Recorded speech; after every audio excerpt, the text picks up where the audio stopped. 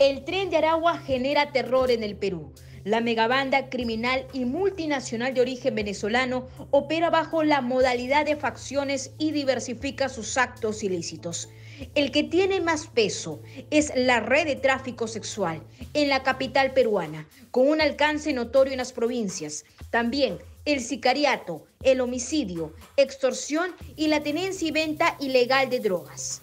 El ingreso de los integrantes del Tren de Aragua a Perú, como ocurrió en los países vecinos, se dio en el contexto de la migración venezolana, que tuvo su pico humanitario en el 2018.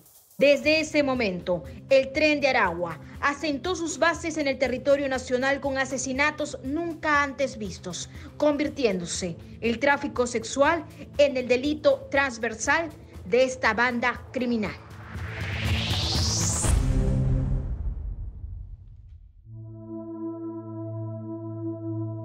¿Qué es una plaza para estas organizaciones criminales? Es la vía pública con bares, cantinas, hoteles y restaurantes alrededor. Por ahí están caminando mujeres mayores o menores, víctimas de la explotación sexual. En las plazas de Perú, cada miembro de la organización cumple un rol distinto y cambiante dependiendo de las circunstancias. Están los transportadores, que llevan a las víctimas desde las casas de acogida hacia las plazas. Los vigilantes, que cuidan las plazas. Los gatilleros, que portan armas para que nadie se meta en sus plazas, los recaudadores, que cobran las cuotas de las víctimas y demás cupos, los administradores son los que gestionan todo lo relacionado con las casas de acogida. Según la Policía Nacional, se ha identificado al menos 28 plazas, solo en la capital peruana. Este es el mapa de la explotación sexual de mujeres en Lima. En el norte, en el distrito de Los Olivos, concretamente en Guandoy, Primera de Pro y Salaberry, las facciones del Tren de Aragua, Hijos de Dios, Pura Ampa Seria, se han repartido estos terrenos. En Puente Piedra, los lugares identificados son Sáenz Peña, Totus, Independencia, Megaplaza. En San Martín de Porres, Canta Callao, Javis, Plaza Norte. Aquí, Puro Ampa Seria predomina. En el Cercado de Lima, 2 de Mayo, El Chinito, Lima Park, Jorge Chávez, Girón Cepita, este último, a tan solo 6 cuadras de la central operativa de la División Policial del Perú. Según información que ha tenido acceso de News, aquí operan los Hijos de Dios. En La Victoria, la plaza denominada José Gálvez, con la presencia de los gallegos. En Breña, Inca Farma, Metro Venezuela, los Hijos de Dios. En el distrito del Lince, en Rizo, Pura Ampa Seria. En San Juan del Urigancho, Metro La Hacienda, Estación San Martín, la dinastía Alayón predomina. En Santa Anita, Ate y el Agustino, los gallegos. En San Juan de Miraflores hay más. El Mall del Sur, Cine Star, Cine de Dios, María Auxiliadora. Aquí operan los Hijos de Dios. En Vía El Salvador, Cuaves, en Lurín, Las Mercedes. Data que tuvimos acceso por la Oficina de Análisis e Informática de la Policía Nacional del Perú.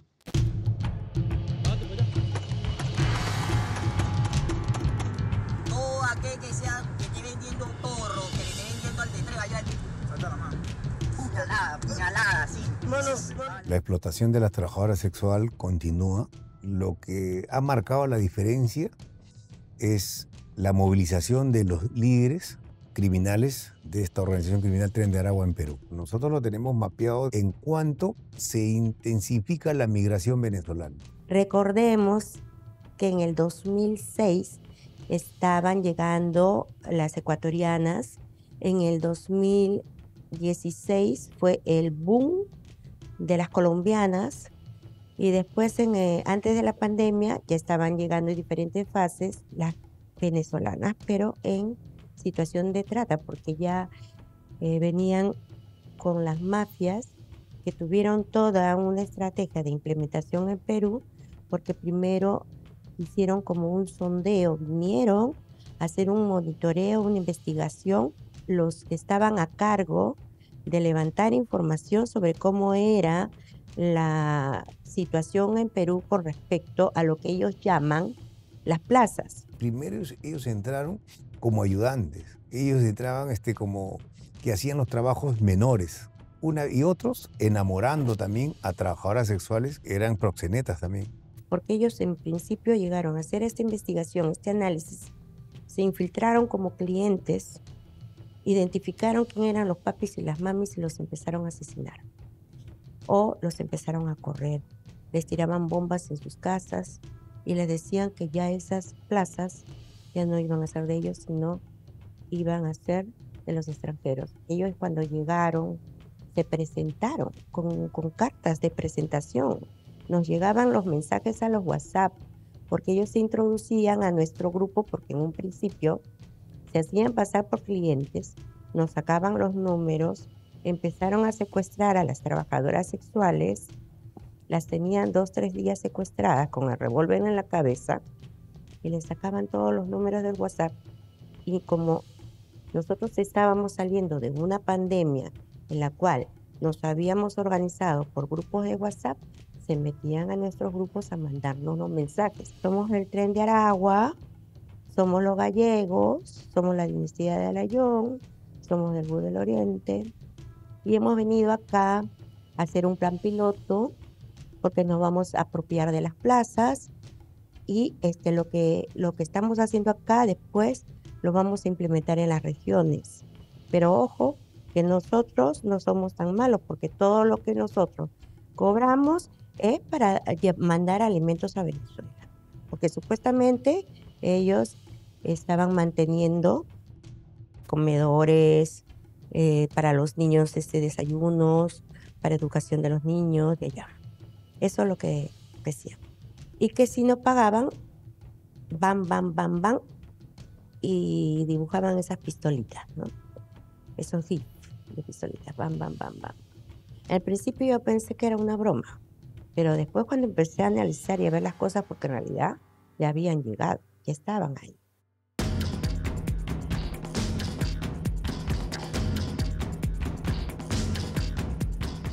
En el año 22 mataron en febrero al Cholo Isaac, que era uno de los papis de Lince.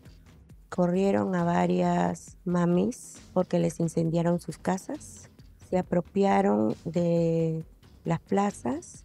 En el año 22 contabilizamos 73 entre muertos y desaparecidos. El año pasado cerramos con 71 entre muertos y desaparecidos.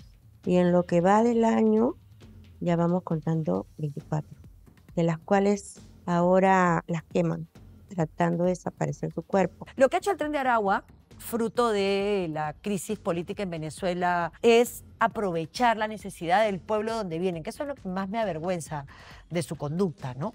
Porque hay que ser criminal, ya está, estos son criminales, pero estos criminales además atentan contra su pueblo, ¿no? Y lo hacen aprovechando todo su dolor, ¿no? Si tú vas a la ruta y al recorrido de las mujeres y hombres venezolanos que salen de Venezuela, hay espacios de cruces a donde ellas ya saben que van a ser violadas.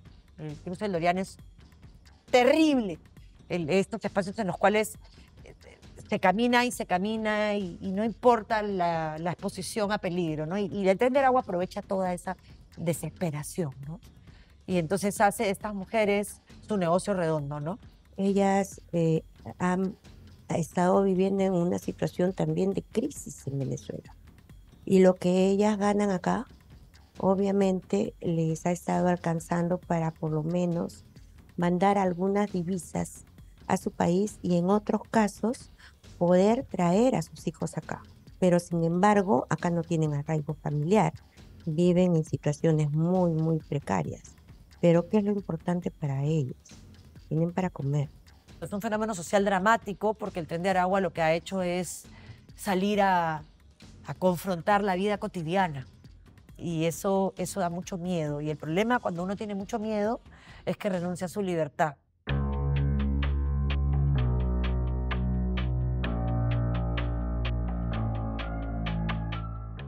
Por primera vez, una víctima de explotación sexual se desnuda ante un medio peruano, habla sus verdades, sin tapujos, lo que siente y cómo ha atravesado este proceso dentro de esta organización criminal del Tren de Aragua, incluso de otras facciones como los gallegos. En exclusiva para DNews.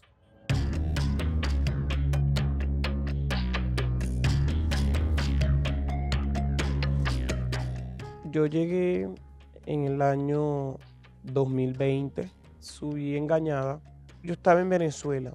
Primero me ofrecieron de que me compraban teléfono, uñas, zapatos, todos los útiles, todo lo que necesita una mujer. En lo que yo llego a Perú, me dijeron que me iban a pagar los pasajes. Y yo creía que eran los pasajes, pues, lo único que yo tenía que pagar. Subí y ahí pasé por las trochas. Y en las trochas me encontré con más de 30 mujeres. Todas nos subieron, la gente de los gallegos, en el autobús y broma, pues, y ahí nos compraron comida, nos compraron todo y de ahí nos trajeron. Y ahí en el bus nos dejan en la línea, pues, de los autobuses. Y de ahí me encontré con mi jefe. Mi jefe me explicó cómo era todo y me llevó a la base. ¿Quién te metió? Yo subí fue a través de una amiga. ¿Le reclamaste a tu amiga? Al momento no, porque lo veía como diversión. Pero después sí, le reclamé y le dije que por qué hizo eso. Y ahí ella me explicó que lo hizo por lo mismo que hacen todas, para ella poder bajar su deuda. Es decir, una ingresa obligada, engañada, y si tú subes, cuando dices subir a una más, es que recomiendas o metes a una chica, ¿entiendo? ¿Así es? Claro. Ahí tu deuda baja. Sí, y es más plata para ellos.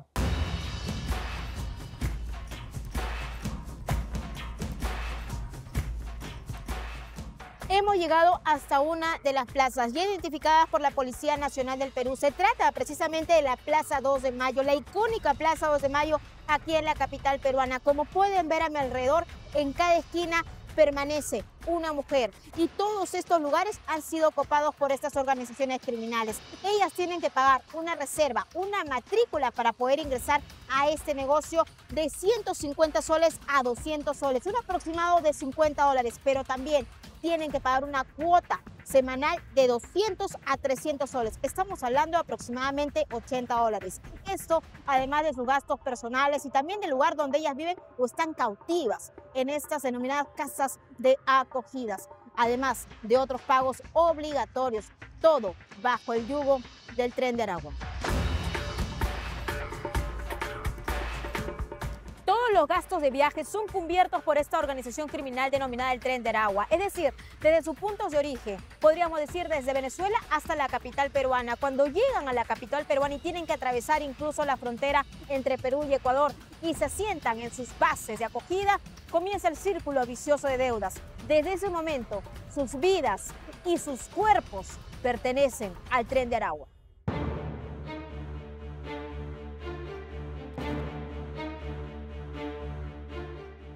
Las multadas eran trabajadores sexuales, inclusive también menores de edad, que no tenían otra alternativa en el país de Venezuela, ni siquiera tenían los recursos para poder salir. Y ellos le ofrecían el financiamiento para trasladarla hasta Perú, instalarla en un espacio y someterla al trabajo sexual bajo la figura de la multa. Pero finalmente ese también era otro cuento, porque hay trabajadoras sexuales que en un tiempo determinado, año y medio, han pagado los 15 o 20 mil soles, pero ya se conocen. Entonces le dicen, ya tú te vas a liberar, pero vas a seguir trabajando para nosotros. O sea, finalmente nunca salen de ese yugo de la explotación sexual. Es algo que nunca acabará. Pagan la multa, pero se quedan y siguen pagando el cupo, ¿no? Porque ya están acá. Pero ellas deciden, entre comillas, como que pueden ser libres, pueden decidir irse a su país, irse, o si están amenazadas, irse al extranjero, a otro país, o quedarse a seguir ejerciendo pagando cupos en el Perú. El año pasado, en sus mejores momentos, recaudaban 1 millón de soles. Uno de los 3 negocios más rentables, junto con narcotráfico, tráfico de armas, con un agravante, y es que la coca se consume, las armas se desgastan. El ser humano no. Pero la mirada a ese tipo de delincuencia es que estos extranjeros, una vez que se capitalizan, cometen delitos más graves. Para nosotros es una amenaza permanente. Ellos están buscando todo tipo de actividad, pero su máxima proyección es apoderarse del narcotráfico. Es decir, ¿se puede inferir que quieren implementar el modelo ecuatoriano en nuestro país? Claro, definitivamente, pero con la economía que puede proveer las actividades del narcotráfico.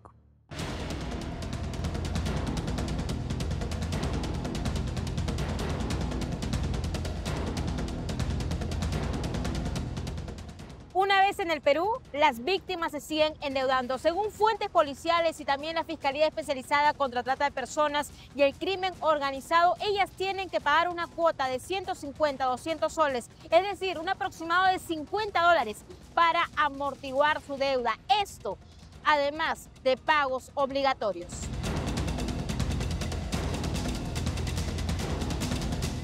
Es importante señalar que estas deudas se vuelven impagables, un círculo vicioso que ellas mismas no saben en qué se han metido. Aquellas chicas que son traídas de otros países como Venezuela con un futuro mejor, con un engaño, maquillando una buena calidad de vida y se convierten en mujeres explotadas sexualmente, incluso por años.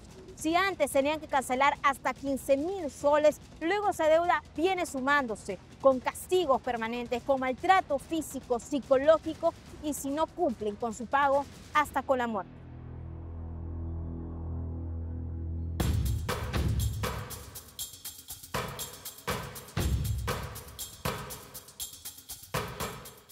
En lo que yo llegué aquí a Perú, pues me encuentro con más de 70 mujeres en una casa. En esa casa se veían todo tipo de cosas, pues. Me di cuenta, pues, y me explicaron que tenía que pagar una multa de 15.000 soles. Esa multa de 15.000 soles se paga diariamente, dependiendo de lo que uno se haga. Aparte de eso, hay que pagar 200 soles semanal el cobro. A las multadas no les cobraban cupo, pero ya después de que uno sale de la deuda, uno le toca pagar cupo, que en ese entonces eran 800 y la semana costaba 300. Por ejemplo, cuando se paga cupo, ¿cuál es el mecanismo? Para pagar el cupo, por lo menos a las nuevas le dan 3 días. Y semanal, toda la semana hay que pagar 300 o 400 soles semanal, dependiendo de la zona. ¿Y ahora cuánto se paga, sabes? 800 soles 800 soles. de entrada. Dan 3 días nada más para pagar. Yo creí que era algo rápido, pues, pagarlo. Aquí la que se porta bien, caminan bien, la que se portan mal, ya saben lo que les toca. Y bueno, de ahí me tocó pagar eso. No fue fácil. ¿Qué fue lo más duro que pasaste? Muchas cosas, hice muchas cosas ahí en el trabajo.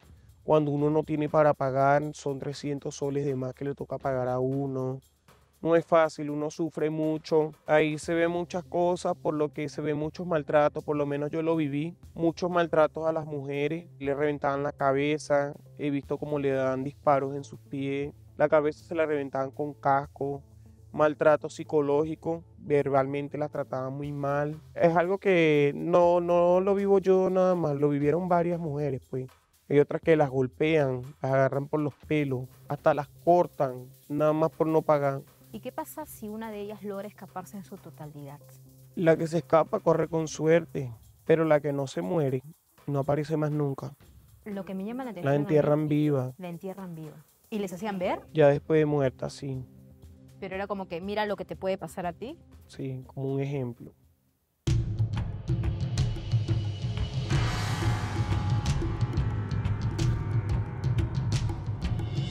La brutalidad del Tren de Aragua es desmedida. Recordemos que dentro del Tren de Aragua hay diversas facciones, una más brutal que la otra. Si las mujeres no pagan o no hacen caso a sus obligaciones diarias, simplemente son mutiladas, baleadas y hasta quemadas.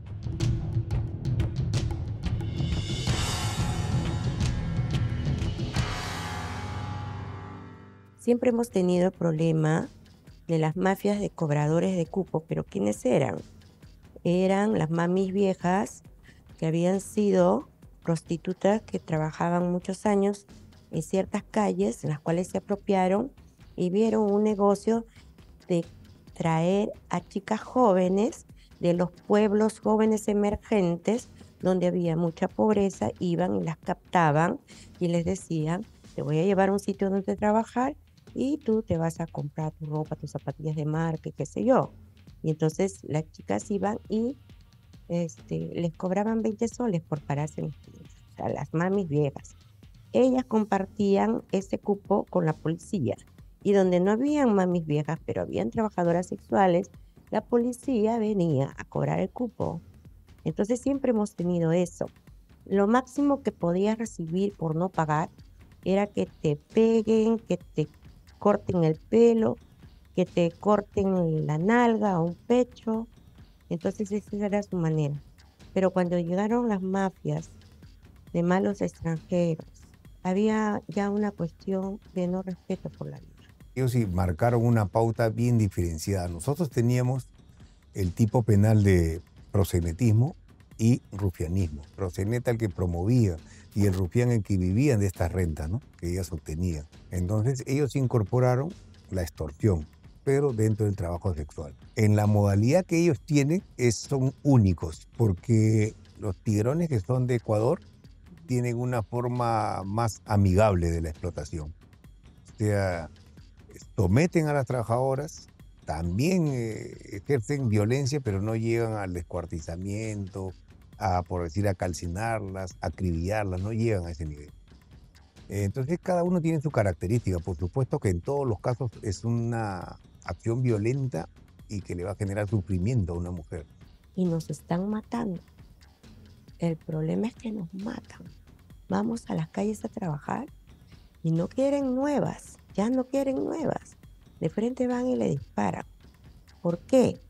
Porque cuando ellas se paran en las esquinas, vienen y les dicen, bueno, tú tienes que pagar tu matrícula. La matrícula es solamente por el derecho de entrar a esa plaza. Después tienes que pagar diario. ¿No? Diario, 50 soles, o si no, 300 soles semanales. Si es en Lince, la matrícula es 1.800 y 500 soles semanales. Y te daban 3 días para pagar. Y si no pagabas en los 3 días, obviamente la chica a veces no le alcanzaba para pagar, se desaparecía. Entonces, como todo hay una conexión, se iba y lo que llamamos nosotras batutear. Se iba por acá, por allá, tratando de sortear a las mafias. Hasta que llegaba un momento en que dijeron, ya no queremos nuevas porque son las que batutean y pa. Y estas mismas mafias que de un principio solamente se dedicaban a la trata de personas para explotación sexual, el cobro de cupos, ahora cobran cupos a todo el mundo. Y también son las mismas mafias que se dedican al secuestro. Entonces, ya no es que solamente las trabajadoras sexuales, es a todo nivel. A quien agarran, el subalterno lo sucede. Y no hay un solo día que no se deje de cobrar el cupo.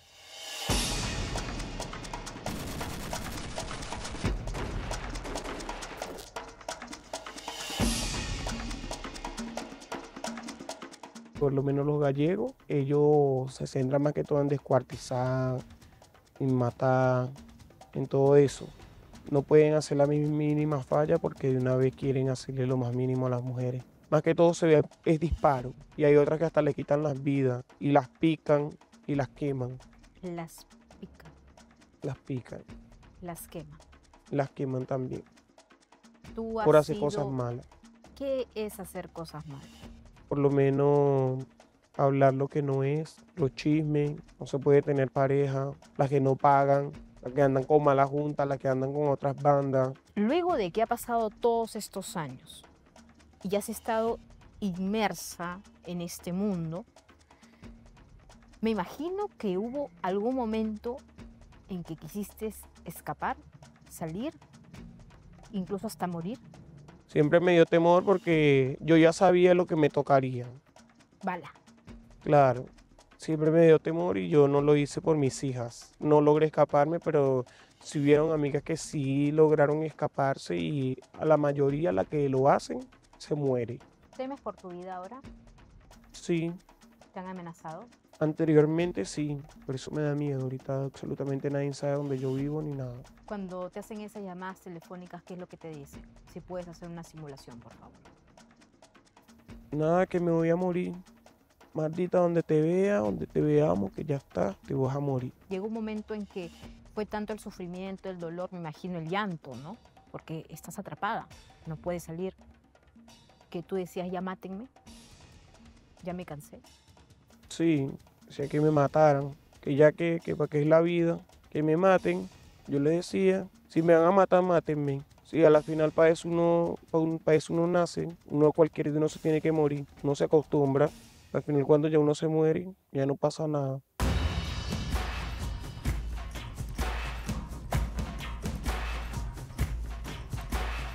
En lo que va del 2024, según fuentes oficiales, se han reportado de 16 mujeres fallecidas y también de 36 mujeres desaparecidas. Todo esto en medio del contexto de la actuación del Tren de Aragua en la capital peruana. Nosotros hemos tenido acceso a un testimonio clave que desnuda cómo actúa todo este montaje, esta actividad criminal que se viene instalando con más fuerza en todo el territorio nacional.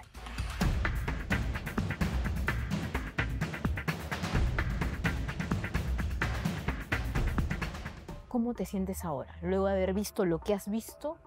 Triste porque han matado a amigas mías injustamente, inocentes, que también tienen sus hijos, tienen todo. A una de mis amigas la mataron y la quemaron y la picaron. Pero es feo porque la mayoría de mis amigas las han matado. Y la única que se salvó soy yo. Pero todas ya están muertas ya todas. Y yo solo le pido a Dios que algún día se haga justicia, lo que sí se tiene que hacer justicia. Y que pronto pueda tener a mis hijas conmigo. ¿Por qué me estás dando esa entrevista? ¿Quieres que se conozca lo que viven muchas mujeres dentro? Sí. ¿Qué pedirías si tienes la posibilidad de que alguien te escuche, alguien que tenga poder? Bueno, yo lo único que pediría es eso, que mis hijas estén conmigo y que pronto se haga justicia con las demás mujeres.